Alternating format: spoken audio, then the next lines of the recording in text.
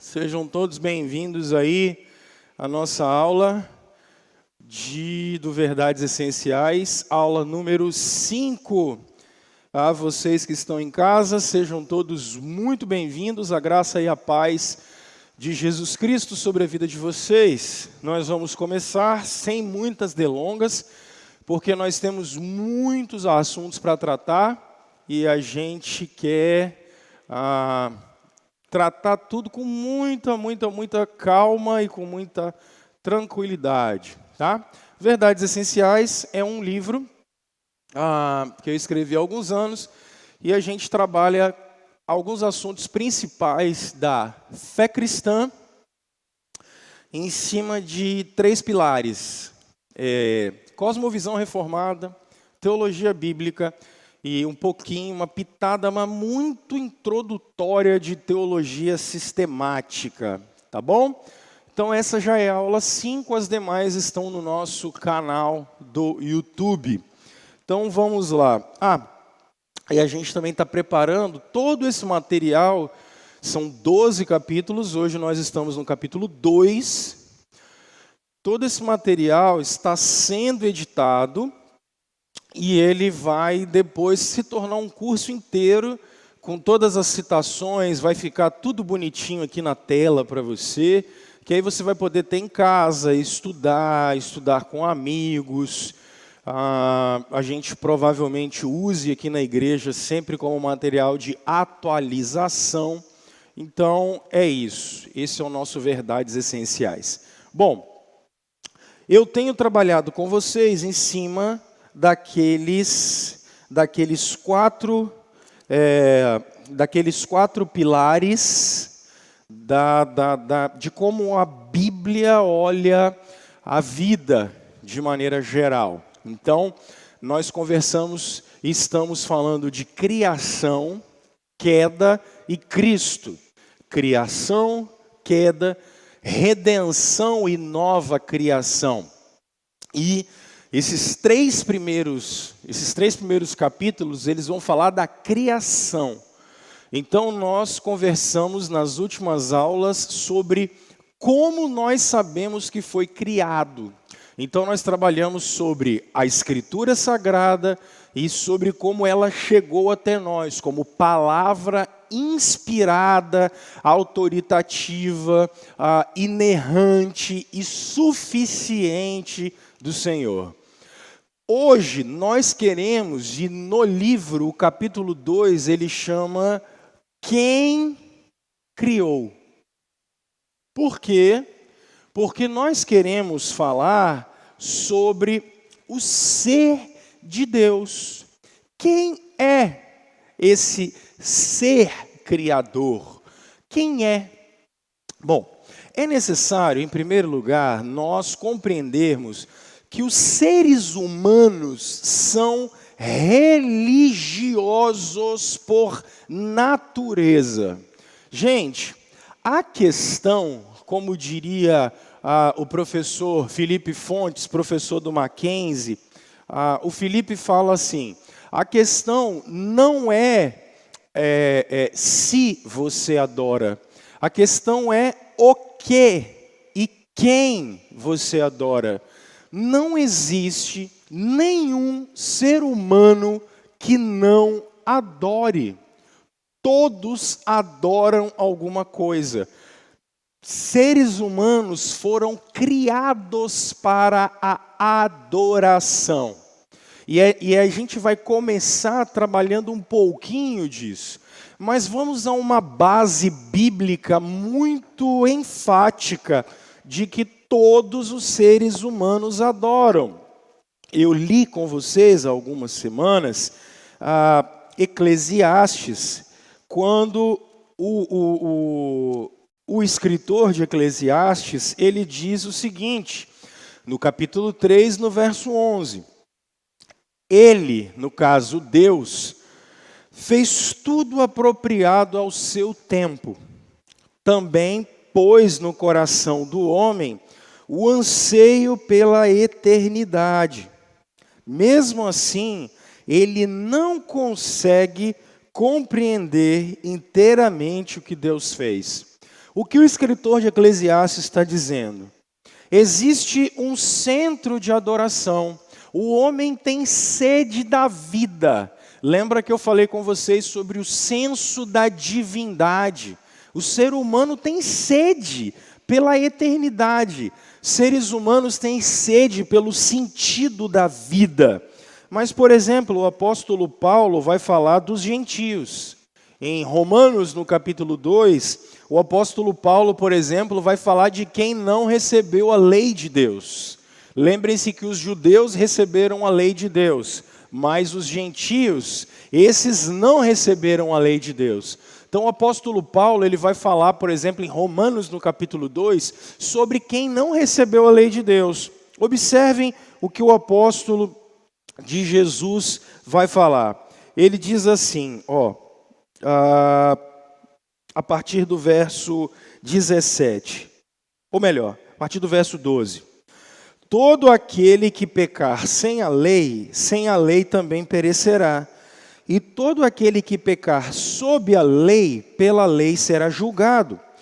Porque não são os que ouvem a lei que são justos aos olhos de Deus, mas os que a obedecem, à lei, estes serão declarados justos.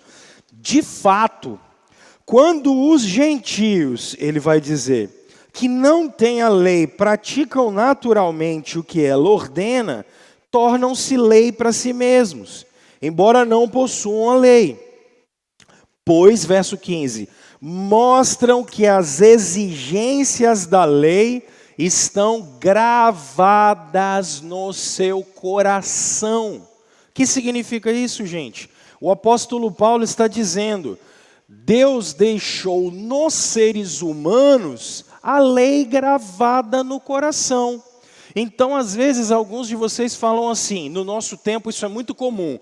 Nossa, eu conheço gente que é ateu e faz coisa mais bacana do que quem é crente. Ok? Aí logo o que você fala? Você fala assim, então a gente não precisa de igreja para fazer coisa boa. E é verdade. Por quê? Porque a lei de Deus está gravada em todos os seres humanos. Desde a tribo aborígene, a tribo indígena mais longínqua, que talvez ninguém encontrou ainda, até as sociedades mais desenvolvidas tecnologicamente, cientificamente, a lei de Deus, por conta da imagem e semelhança, está gravada no coração de todos.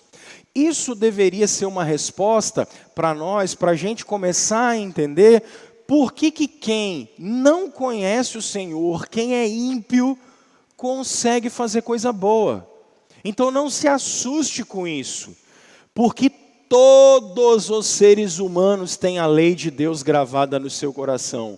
Logo, nunca caia num mito chamado ateísmo. Isso não existe, pessoal. Não crer em algo não existe. A estrutura dos seres humanos é uma estrutura adoradora, ok? Mas vamos tentar dissecar isso aqui de uma maneira muito mais tranquila. Bom, como é que os seres humanos se relacionam com o Deus Criador? Vamos lá, vamos pensar nisso aqui.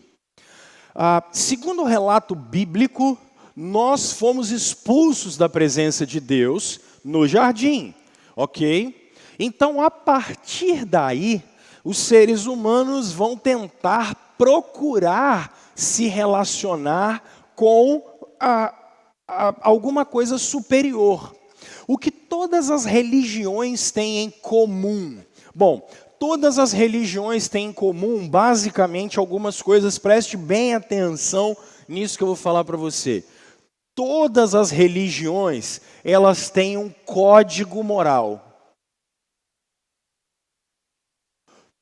Todas as religiões têm assim, olha, faça isso para você obedecer aquilo e ganhar isso aqui. O budismo tem isso, o islamismo tem isso. E não se iluda, o materialismo, o ateísmo também tem isso. Porque o que eu vou defender com vocês é que nisso que a gente chama de ateísmo, na verdade, a gente vai adorar coisas, a gente vai adorar pessoas, ou a gente vai adorar ideias. Quero que vocês percebam isso. Nós temos em todas as religiões um ser ou algo que é alvo da adoração. Por exemplo, a adoração. Por exemplo, no nosso século, lá um grego, um macedônio, de 10 séculos, não, 10 séculos é muito, de 5 séculos antes de Cristo, ele adoraria, quando ele olharia, por exemplo, o corpo bonito, forte dele, ele adoraria Apolo. Hoje, a gente não adora Apolo, por exemplo. Apolo era o deus da força, da beleza lá. Hoje, a gente adora o próprio corpo. A adoração migrou de um deus e ela vem para nós mesmos. É a adoração do próprio corpo. Olha como as academias se tornaram basicamente templos. É Apolo no século 21. O cara pode falar assim, não, eu não acredito no Deus da Bíblia, mas ele adora o próprio corpo.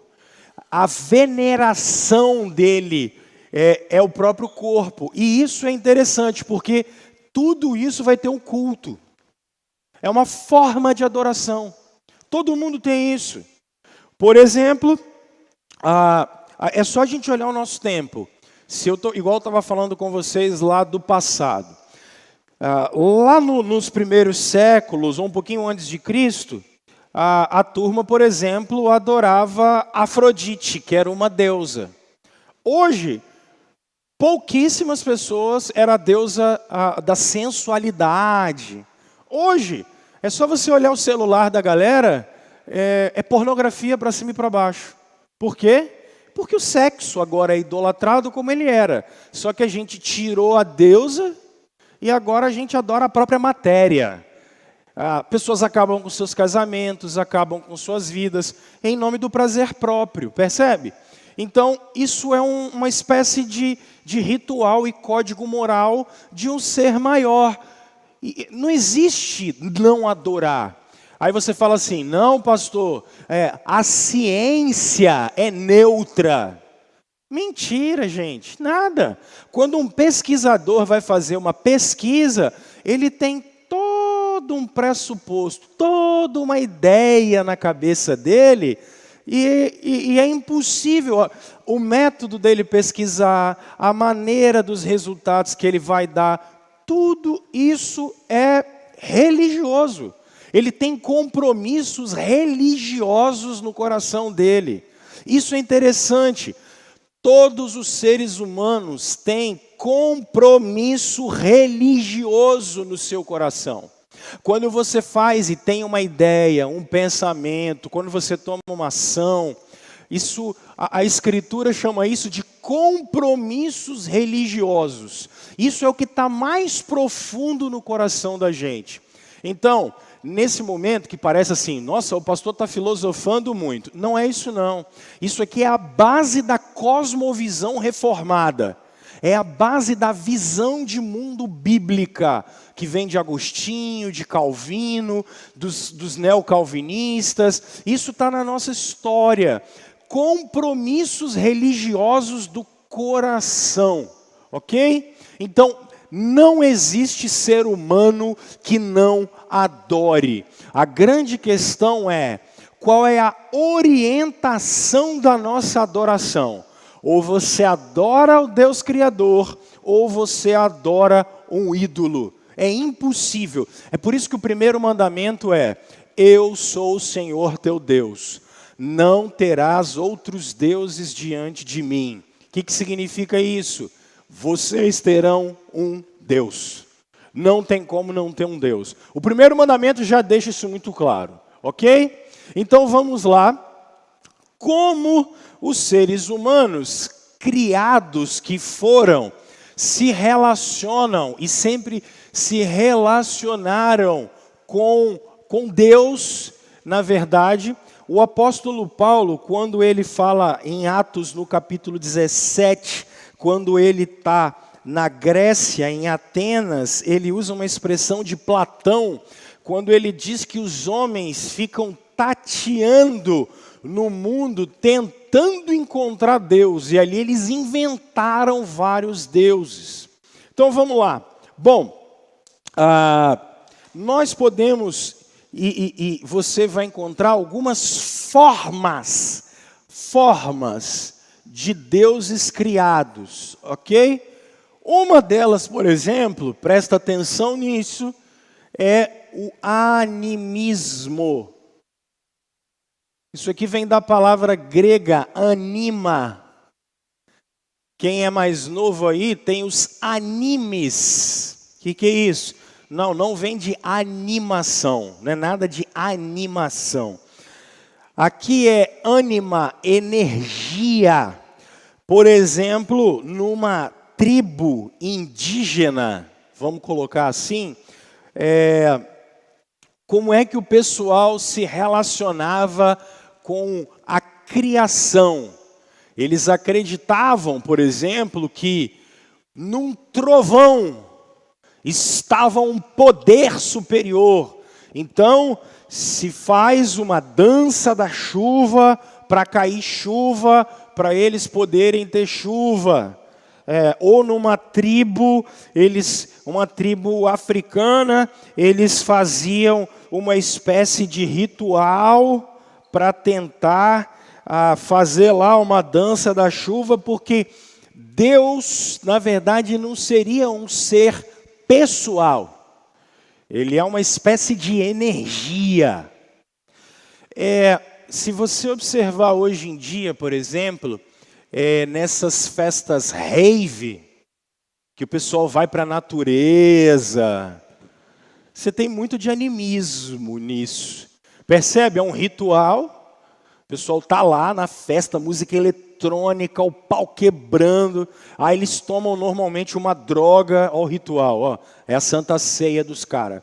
Eles vão, tomam uma espécie de droga, aí entra numa catarse, e eles começam a se relacionar ali com a natureza. Tem um pouco de animismo nisso. Religiões mais rústicas, elas tinham muito isso. Mas a gente pode ver uma outra maneira, porque Deus não é o raio, Deus não é o sol. E aqui eu não vou falar, eu vou diferenciar animismo de panteísmo agora. Porque uma outra maneira, por exemplo, é a maneira panteísta. Panteísta. O que é o panteísmo? Pan de tudo. Você tem, por exemplo, os Jogos Pan-Americanos. Pan de tudo, da América toda. Os Jogos Pan-Pacífico. O que era isso? Todos os países ali do Pacífico têm os jogos. Teísta, de Theos, de Deus. Aqui, sendo bem grosseiro, tudo é Deus. Tudo é Deus. Uma religião que é assim, por exemplo, é o candomblé. Tudo é Deus. A divindade, o Deus, ele pode até existir como pessoa, mas ele se mistura tanto com a realidade, tanto com as coisas palpáveis, e aí você vai ver que praticamente tudo é Deus. Tudo é Deus. Está tudo conectado. Isso aqui é muito comum no nosso tempo. Está tudo conectado. Olha, deixa eu tentar mostrar para vocês como é isso. Todo início de ano, 31 para 1º, se você for em qualquer praia, o que você vai perceber? Uma turma vestida de branco, aí eles pegam um barquinho, botam lá champanhe, várias coisas, e colocam no mar, e eles vão entregar essa oferenda para Iemanjá, a deusa das águas. E ela, a deusa das águas, segundo esse tipo de experiência religiosa, ela se mistura com a própria água. Há um filme muito interessante chamado Avatar. É um filme antigo, acho de 2012, me parece que vai sair uma segunda forma dele agora, Avatar 2. O pessoal todo o pessoal do planeta está ligado. Aí você tem que ligar um negócio que tem atrás do avatar, assim, ó, na árvore, porque quando liga tem energia, ok? Então ali é como se tivesse tudo ligado. Você ouve muitas pessoas falando bem assim, não, olha só, Deus está no sorriso de uma criança. Deus está no olhar compassivo. Deus está numa árvore. Não. Eu vou falar de panenteísmo agora. Deus é Deus, soberano, exaltado, está no seu trono, ok? E Deus não é esse tipo de coisa. Isso pode até manifestar o ser de Deus, mas ele não é isso, ok? Então, uma outra maneira é não só o panteísmo, mas o panenteísmo. Teísmo de Deus, pan de tudo e em é em mesmo, é dentro. É uma expressão grega dentro. Aqui é o seguinte, Deus está em tudo. O que esse pessoal que acredita nessas coisas diz? Não, Deus está em tudo. Deus está em todas as coisas. Que aí essa coisa é como se o próprio ser de Deus, ele se misturasse com as coisas. Não, gente, vocês vão ver muito filme no Netflix com essa ideia de divindade que se mistura com a criação. Não, Deus não está numa árvore. Não, Deus não. Esses grupos ecológicos, eles têm muito dessas duas coisas aqui, ó.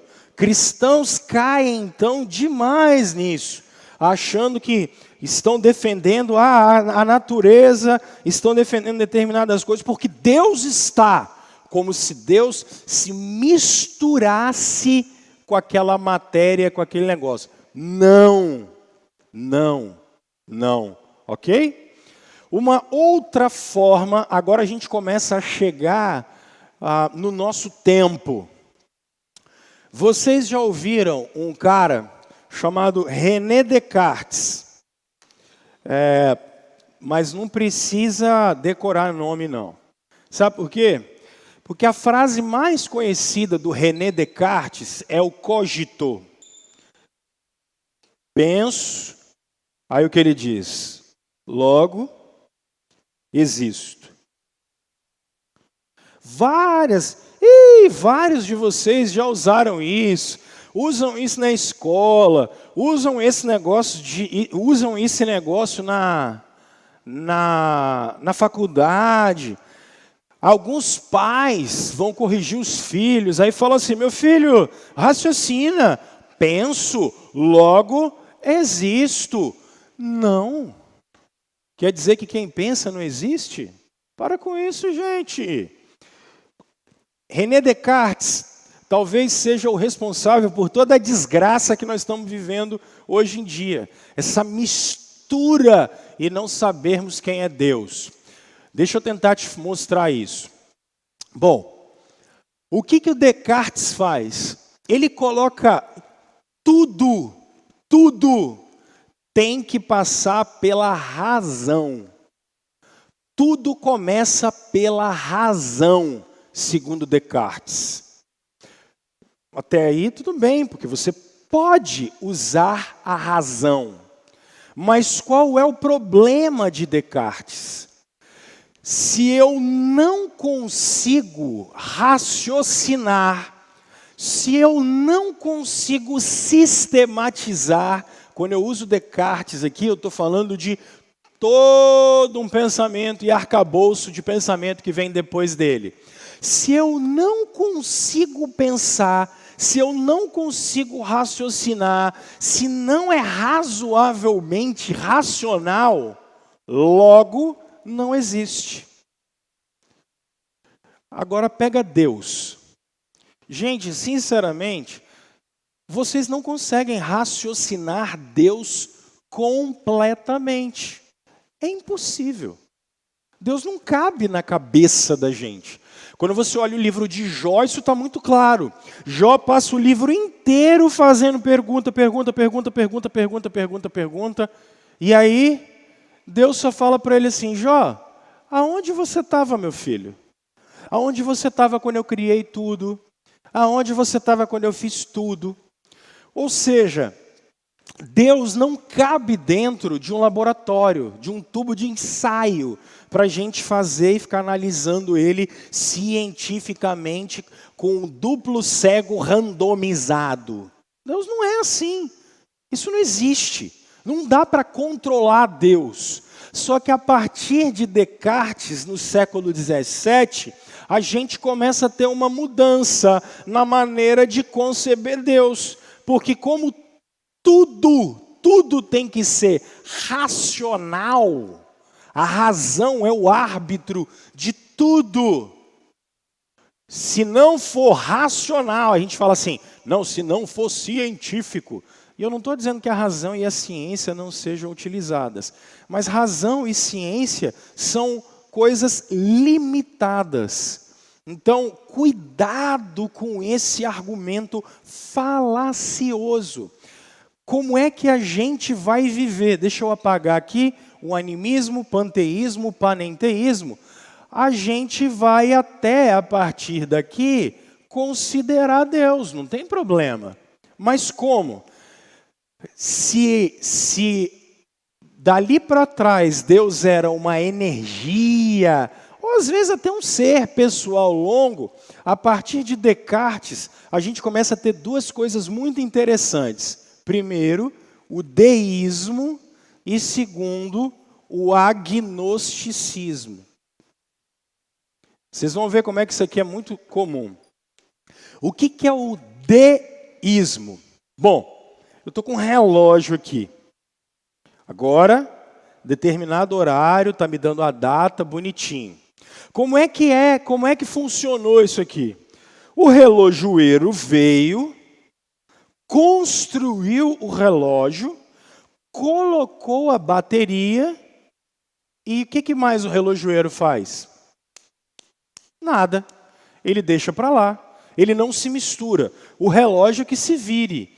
E no dia que acabar a bateria do relógio? O dia que acabar a bateria do relógio, acabou. O relojoeiro se mistura com ele? Não. O relojoeiro faz alguma coisa para o relógio continuar funcionando? Também não. O que é isso? Isso é o deísmo. O que essa galera faz? Isso é muito comum do século XVIII para cá. Quem faz faculdade, quem está na academia de maneira geral, vê exatamente isso aqui. Ó. Quando um aluno de uma universidade fala assim, não, mas olha só, precisa ter Deus e tal. Aí, o que o pessoal vai falar? Olha, assunto de religião, olha só, assunto de religião fica aqui. A gente fica aqui, ó. Por quê? Porque Descartes começa a falar, olha, não. Na ciência a gente raciocina. Mas na religião, aí, religião não importa. Por quê? Porque aqui a ideia do deísmo é assim, ó, não importa. Deus criou, pode até ter criado, larga ele para lá. Mas ele abandonou a criação e foi embora. Vocês que se virem. Tem um ditado popular, que eu até descobri um dia desse que ele não é assim, né? Mas o pessoal não fala assim, né? Quem pariu, Mateus que embale.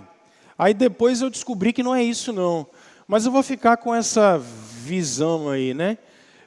Do nosso tempo. Então a ideia é a seguinte, olha, vocês tocam o mundo aí, ó. Deus pegou o mundo e ó, vai, se vira. Agora é com vocês, o problema é de vocês. Isso é deísmo. O espaço público, por exemplo, se você vai conversar com alguém, o pessoal fala bem assim, olha, não. Religião fica aqui, ó. Esfera particular, cada um que tem a sua crença, que se vire e tal. Você vê isso muito em debate de político, ou em política, né? Não, olha só, vamos falar sobre aborto. Ah, não, então, ó, vamos falar sobre aborto. Deixa a religião de lado. Aí o cara fala assim, não, isso aí é obscurantismo. Usar religião para falar de aborto não pode. Porque aqui, ó, na esfera pública, é razão. Ó, René Descartes. Penso, logo existo. É o que vocês veem o tempo todo. Ah, vamos falar de liberação das drogas. Aí o cara fala assim, não, mas olha, Deus e tal. Opa. Não, senhor. Deus fica aqui, ó. Deus é separado do mundo. Percebe? A gente foi tirando Deus do mundo. Se um aluno na escola, um pedagogo, ele fala de Deus, não pode. Não pode, de maneira nenhuma. Ok? Agora, uma outra forma é o agnosticismo. O gnose, de gnóstico, é a palavra grega conhecimento, conhecer, ok? É a palavra conhecer. A é a palavra negação. O agnóstico, ele é o seguinte, eu não duvido que Deus existe. Não duvido que há um Deus ou vários deuses. Agora, é impossível conhecer. Não dá para conhecer. Vocês vão ouvir muito, talvez isso, alguns que têm filhos aí, tem muitos pais crentes que me procuram, falando, nossa, meu filho ou minha filha, ele falou que ele não liga, se Deus existe, ele não está muito interessado nisso. Isso é agnosticismo. Porque, olha, não dá para conhecer a Deus. Percebe que nós conversamos sobre revelação. Deus tira o véu para que a gente o conheça, ok? Para uma galera é o seguinte, gente, olha, não dá para conhecer Deus. Isso aqui, ó, a turma assim, que trabalha com ciência, tem muito disso. A turma que trabalha com arte, tem muito disso. Dessas duas coisas aqui. A galera da ciência está muito mais aqui. Mas aqui, olha, não dá para conhecer Deus. É impossível. Esquece. E aí o salto maior de desespero é o ateísmo, que é um contrassenso. A é não e teísmo é Deus. Não existe Deus para o ateu. Não existe Deus. Então, como é que a gente vai explicar tudo? Bom, tem alguns ateus aí muito famosos, eu vou pegar um fraquinho pra caramba, mas falo dele. O Richard Dawkins. O que ele fala? O Richard Dawkins ele vai me chamar, por exemplo, de preguiçoso. Eu sou preguiçoso para o Dawkins. Por quê? Porque a partir da investigação do mundo, a gente vai descobrir tudo. Percebe? Isso é uma crença. Ele crê que a partir de investigar a natureza, ele vai conhecer tudo. Isso é fé. Percebe? Até o cara que diz que é ateu, ele tem fé. Agora, se você falar isso para ele, ele vai falar, não. Crença é uma coisa, fé é outra coisa. Olha, percebe? É a mesma coisa, gente. Francis Schaeffer dizia que o homem do século 21 e 20, que é porque ele vive no século 20, Francis Schaeffer dizia que o ser humano trabalha uma coisa chamada a misticismo da linguagem. O que é isso? A gente fica mudando o significado das palavras, achando que nós estamos criando coisa nova. Aí a gente pega a linguagem e dá um novo sentido para as coisas. Isso é uma furada, é uma roubada. Porque você chega em Eclesiastes, o texto bíblico diz para você assim, olha, tem nada de novo debaixo do sol. Hoje em dia vocês percebem que a gente tem um misticismo da linguagem. Vocês querem ver um misticismo da linguagem muito interessante, muito fraco, muito forte? Eu sou da década de 80. Por exemplo, no passado, se alguém tinha preconceito com homossexualidade, o que era isso? Preconceito. Só que existia uma doença no passado, doença, chamada homofobia. Era uma doença. Era alguém que não gostava ou que batia em pessoas que eram homossexuais. Isso era uma doença catalogada. No Brasil, por exemplo, de 10 anos para cá, o que a gente fez? Misticismo da linguagem. A gente pegou uma doença e a gente atribuiu a um comportamento. E aí, de 10 anos para cá, que a gente começou a falar, de uns 5, 6 anos para cá, qualquer pessoa que fale qualquer coisa, ela é homofóbica.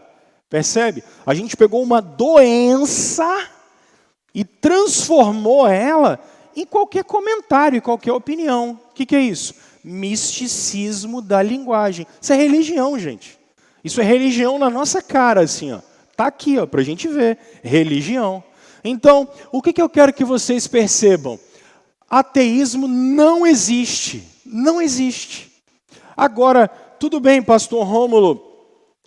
Feita essa introdução, nós vimos agnosticismo, vimos deísmo, vimos ateísmo, panteísmo, panenteísmo e vimos o animismo. Tá, pastor Rômulo, e aonde entra o cristianismo aqui? Então vamos lá.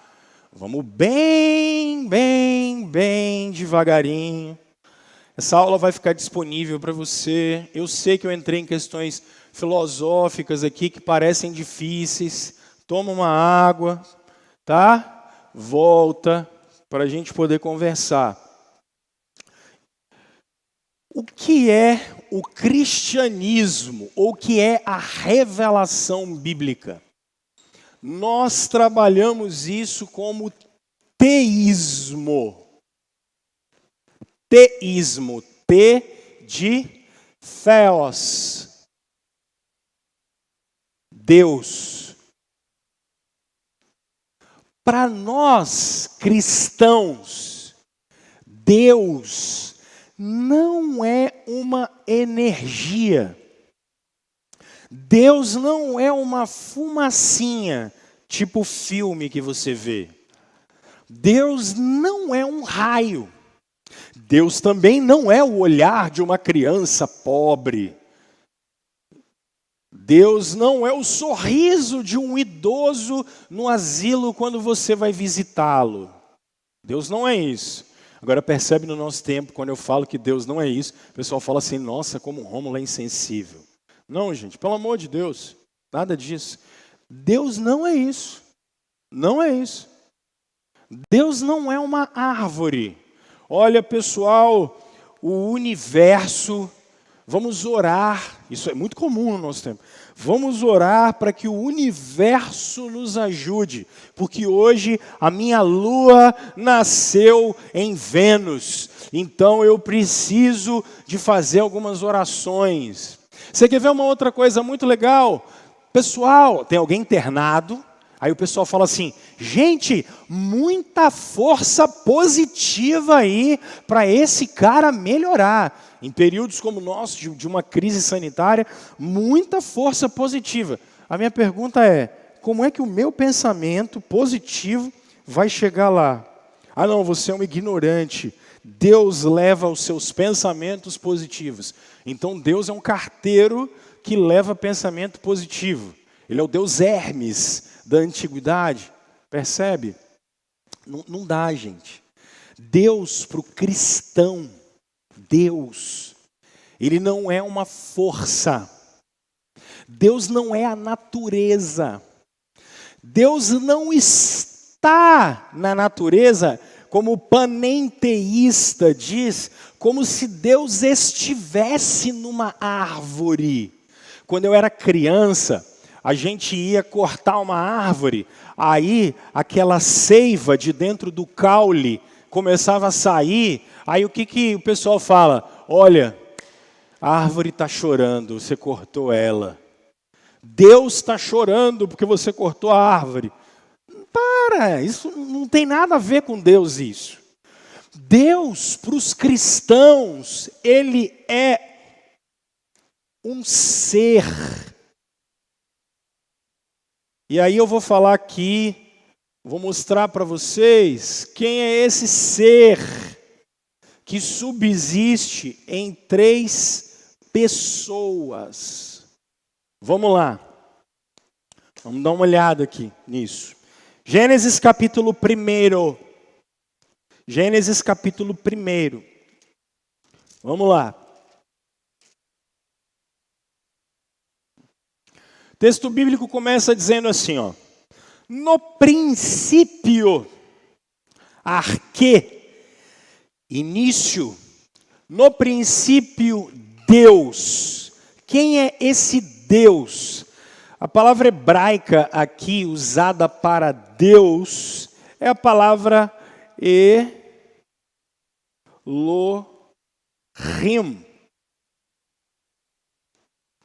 Isso aqui, ó. Elohim. O que é essa palavra? Eu falei grega, falei besteira. É a palavra hebraica, tá? Não lembro mais o que eu falei não, mas tá bom. É a palavra hebraica Elohim. Por exemplo, no hebraico, se eu quero falar meu Deus, Deus meu. Tem um filme muito famoso de um ator chamado Denzel Washington, que é muito bom, chamado O Livro de Eli. Eli, por exemplo, no hebraico significa, por essa terminação assim, ó, e meu Deus, Deus meu.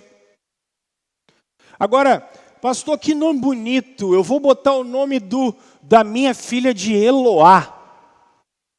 Eloá. Ou Eloá. Essa expressão hebraica aqui é Deus dela. Elohá, Deus dela. E se eu quiser falar Deus em hebraico, é só falar El. Vocês não ouvem falar assim, El Shaddai, El Adonai, El Elyon, El é a expressão Deus. Agora, quando a Bíblia Sagrada utiliza a terminação im é plural.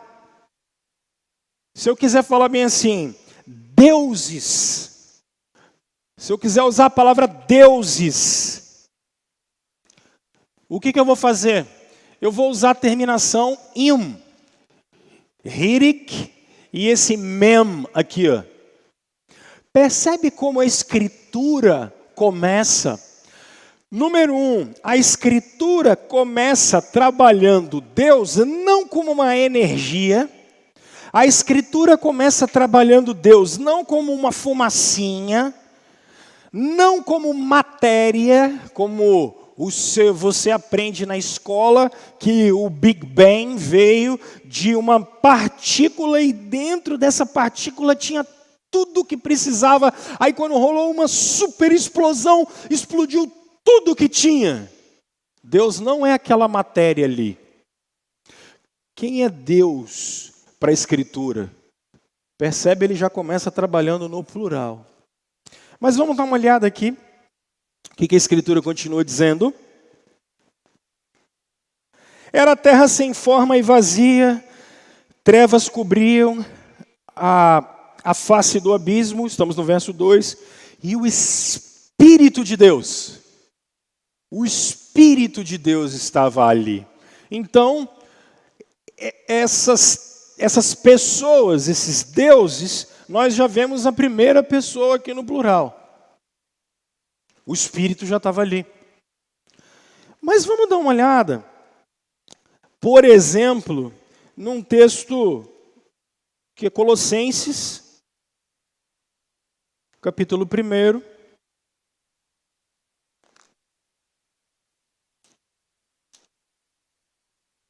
A partir do verso 13, o texto bíblico diz assim, Colossenses capítulo 1, a partir do verso 13.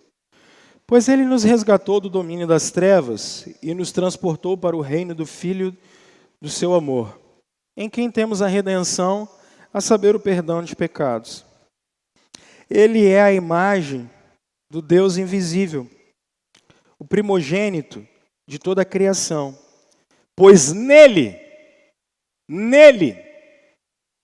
foram criadas todas as coisas, nos céus e na terra, as visíveis e as invisíveis, sejam tronos ou soberanias, poderes ou autoridades.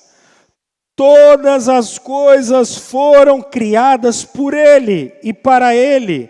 Ele é antes de todas as coisas e nele tudo subsiste. Quem é que estava na criação? O Filho. Jesus estava na criação. Elohim, o Espírito e o Filho. Jesus estava como agente da criação. Olha a oração que Jesus faz em João, no capítulo 17. Por exemplo, João, no capítulo 17, Jesus diz algo muito interessante. Verso 5 de João 17. Pai, glorifica-me junto a ti, com a glória que eu tinha contigo, verso 5, antes que o mundo existisse. Cristo é eterno. Quem está criando todas as coisas? Espírito, Filho. Hebreus capítulo 1, para a gente fechar isso. Hebreus capítulo 1. Hebreus 1, a partir do verso 1. Isso aqui é uma coisa que Lutero chamava de analogia da Escritura. Percebe como a própria Escritura se explica. Há muito tempo Deus falou muitas vezes e de várias maneiras aos nossos antepassados por meio dos profetas. Mas nesses últimos dias falou-nos por meio do Filho, a quem constituiu o herdeiro de todas as coisas e por meio de quem fez o universo. O Pai estava na criação, o Filho estava na criação e o Espírito estava na criação.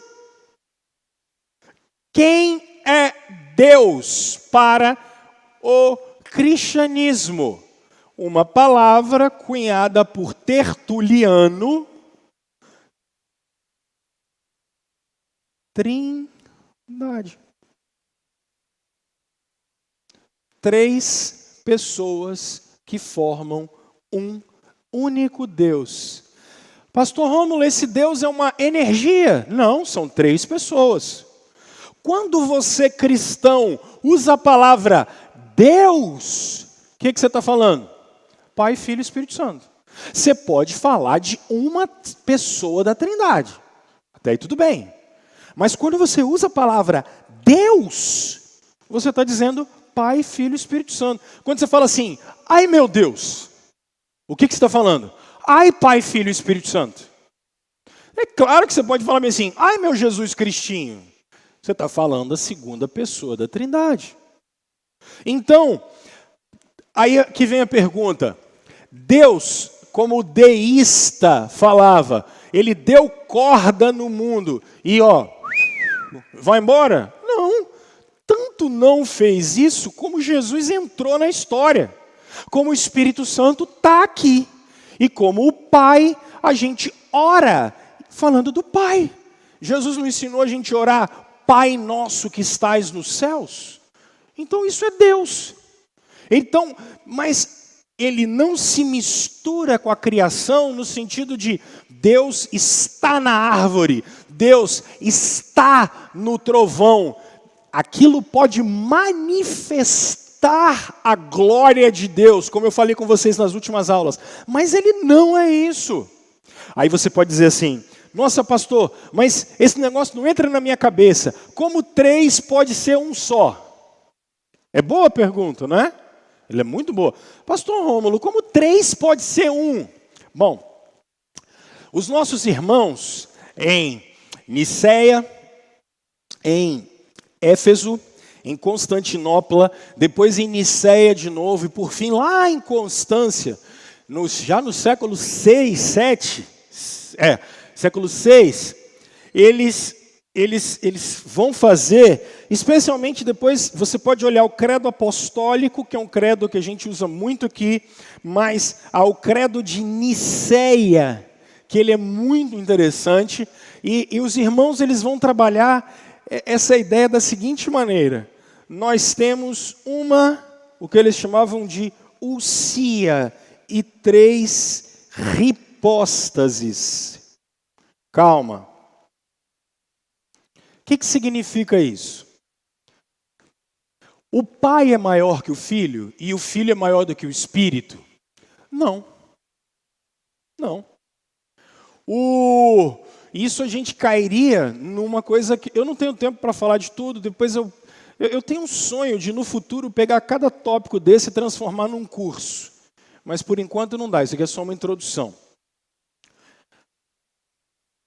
Uma essência, o mesmo poder, a mesma natureza, as mesmas obras do Pai, do Filho e do Espírito Santo, eles têm a mesma.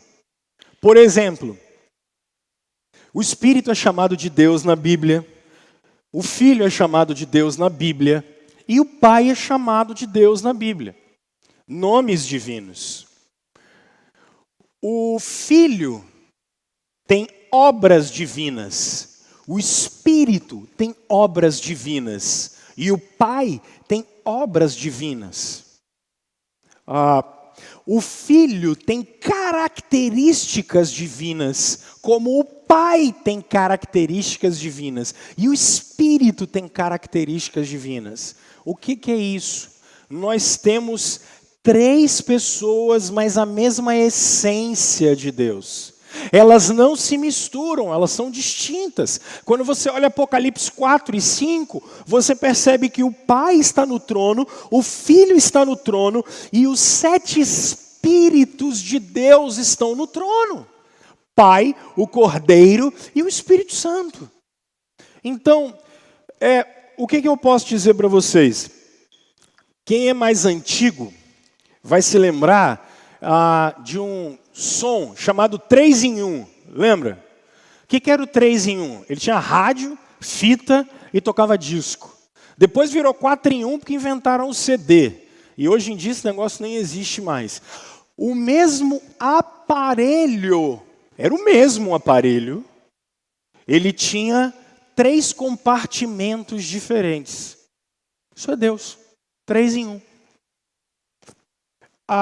A expressão e a forma mais didática que eu encontrei para fazer isso, no próprio Verdades Essenciais, isso aqui quem me ensinou foi o professor Adalto Lourenço, é o seguinte, gente, isso aqui é Deus para o cristão. Pai, Filho e Espírito Santo.